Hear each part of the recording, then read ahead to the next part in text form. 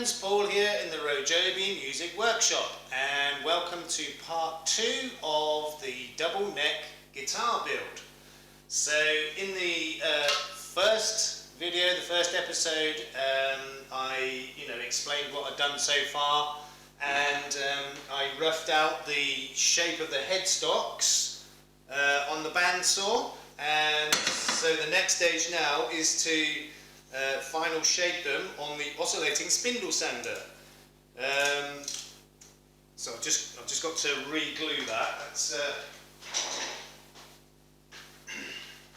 template's just coming a bit unstuck. So I don't use any strong glue. I just use a glue stick because I don't want it to stick too much because I want to be able to remove it afterwards.